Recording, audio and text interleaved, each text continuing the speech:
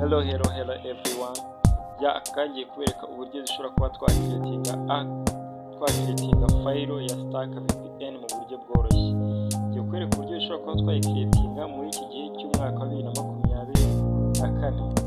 Tandukana no kuba wabura internet y'ubuntu akanya ndayikuzaniye. Bisezere kuzajya wirirwa ushaka file VPN cyangwa stack VPN. Ubu buryo nibwo ngiye kukwereka sasa. Ngiye kubereka uburyo, reka mbanze mbereke mbereke uburyo ushobora kuba twakreatinga file ya stack VPN.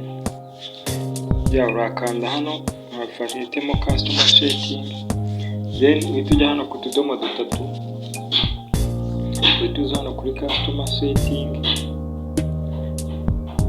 then uhita uza ujya hano kuri SSR, wandikemo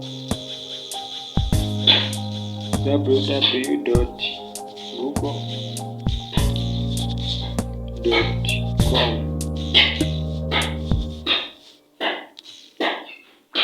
hano ushaka wakwandika ibintu ushaka birekere wemeze, then uhita uza wandikemo hano kuri export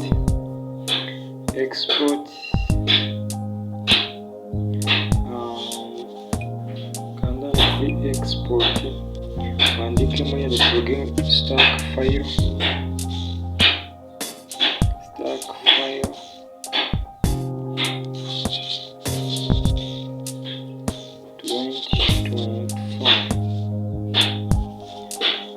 tubashyiremo igihe tuvuga ngo yazarangira. Reka tugenda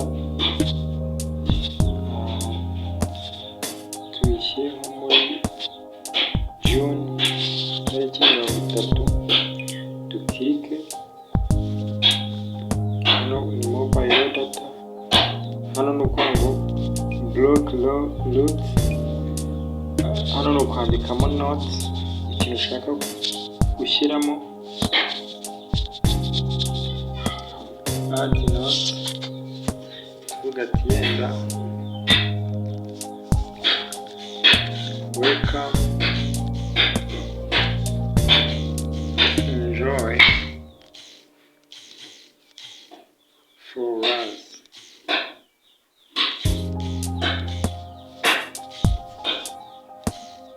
Welcome to enjoy for us. Then tuhite dukika twemeze, then batubwiye ngo tujye kwireba aho yipotinze.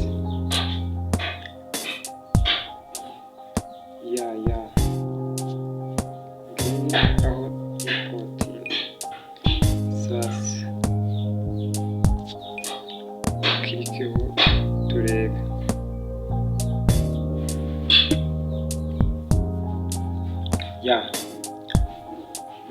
Ladies and gentlemen, you will see this file is work.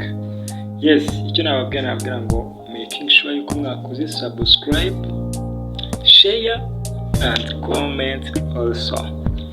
Ciao.